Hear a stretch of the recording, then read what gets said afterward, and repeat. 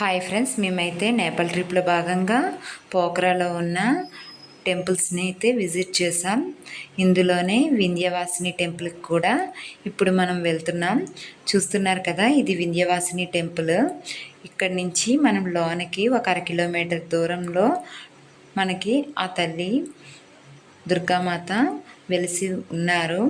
చూసారు కదా, ఇక్కడి నుంచి నడుచుకుంటూ మనం లోనకైతే ప్రవేశించాలి. ఇక్కడైతే చాలా మంచిగా అన్నీ అమ్ముతున్నారండి, చాలా బాగున్నాయి. షాపింగ్ అయితే తర్వాత చేద్దామని మేమైతే త్వరగా టెంపుల్కి బయలుదేరాము. చూస్తున్నారు కదా, చాలా ఆహ్లాదకరంగా ఉందండి. మేము వెళ్ళేటప్పుడే మాత్రం చాలా ఎండగా ఉంది. మొత్తం చూస్తూ నెమ్మదిగా నడుస్తూ వెళ్తున్నాం. చక్కగా బాగున్నాయండి. కాకపోతే ఇండియా నుంచి ఎవరైనా వచ్చి ఉంటే వాళ్ళు మాత్రం నేపాల్ కరెన్సీని ముందుగా మార్చుకోండి. ఆ నేపాల్ కరెన్సీతోనే ఏవైనా కొనాలనుకుంటే బేరం అయితే ఆడండి. ఎందుకంటే మన ఇండియన్ కరెన్సీ నేపాల్ కరెన్సీ మీద కాస్త ఎక్కువ, కాబట్టి వాళ్ళు మనల్ని మోసం చేసే అవకాశం ఉంటుందండి. ఎందుకంటే మనం ఏదైనా ఒకటి నచ్చి అడిగితే దాన్ని నేపాల్ కరెన్సీలో అయితే తక్కువ చెప్తున్నారు, ఇండియన్ కరెన్సీలో అయితే చాలా ఎక్కువగా చెప్తున్నారు. కాబట్టి మీరు కొనేటప్పుడు కాస్త ఆలోచించి తీసుకోండి. ఇలా మేము లోనికైతే ప్రవేశిస్తున్నామండి. ఇక్కడి నుంచి అయితే చాలా మెట్లు అయితే ఉంటాయి. వాటిని కూడా మనం ఎక్కి దేవుణ్ణి దర్శించుకోవడానికి వెళ్ళాలి. మేము ఇలా మార్గ మధ్యలో బాబాలను కూడా దర్శించుకున్నాము.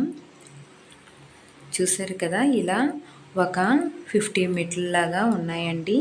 ఈ మెట్లని ఎక్కుకొని ఆ దేవతని చేరుకోవడానికి లోనికైతే వెళ్తున్నాము. ఇక్కడి నుంచి చెప్పులు అయితే వేసుకొని వెళ్ళవచ్చు. దగ్గర చేసి మనం అక్కడ పక్కన చెప్పులు విడిచి లోన దేవాలయంలోకి ప్రవేశించవచ్చు. చూస్తున్నారు కదా, జనం అయితే చాలామంది ఉన్నారు. చాలా బాగుంటుందంట టెంపుల్.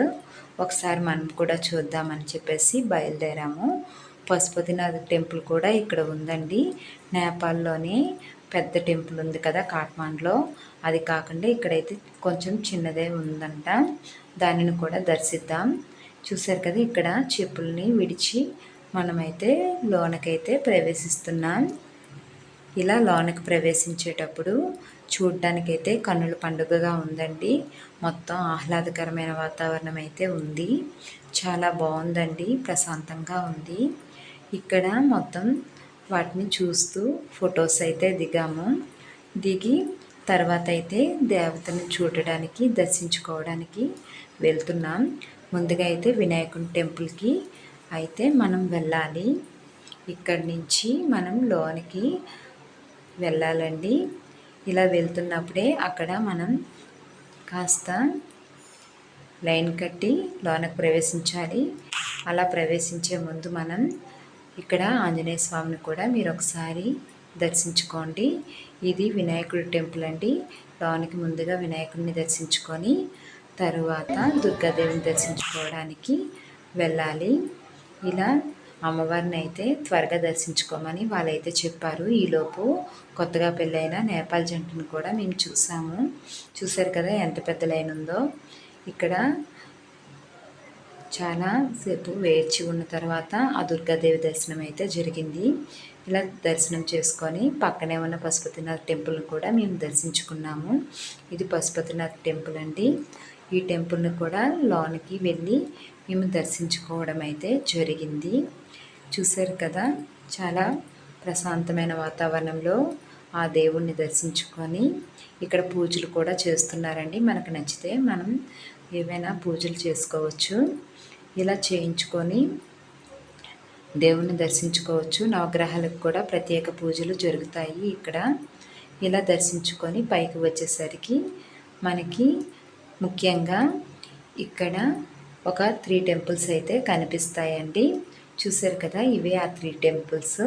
ఒకటి లక్ష్మీనారాయణుడి టెంపుల్ ఉంటుంది, మరొకటి రాధాకృష్ణుల టెంపుల్ ఉంటుంది, మరొకటి సీతారాముల యొక్క టెంపుల్ అయితే ఉంటుంది. వీటిని కూడా దర్శించుకోవడానికి లోనకైతే ప్రవేశిస్తున్నాం. ఇది పైన అయితే వీడియో తీయొచ్చండి, కానీ లోనికి మాత్రం వీడియో అలౌ చేయలేదు. కాబట్టి నేను పైన మాత్రమే వీడియో తీసి లోనకైతే దర్శించుకోవడానికి వెళ్ళాము. ఇలా దర్శించుకొని పైకి వచ్చేసరికి ఫారినర్స్ ఉన్నారండి. వాళ్ళని ఆట పట్టిస్తూ నేపాల్ వాళ్ళు అయితే కనిపించారు. వాళ్ళని కూడా చూసుకొని ఇలా పైకి వచ్చి మొత్తం చుట్టుపక్కల ఉన్న ప్రదేశాన్ని అయితే నేను వీడియో తీస్తున్నాను. చూశారు కదా. ఇలా దేవుణ్ణి దర్శించుకున్న తర్వాత మనమైతే తిరిగి ప్రయాణంలో తిరిగి వేరే గుడికి వెళ్ళడానికైతే ప్రయాణిస్తున్నాము. మొత్తం ఈ టెంపుల్ అయితే మీకు నచ్చింది కదండి.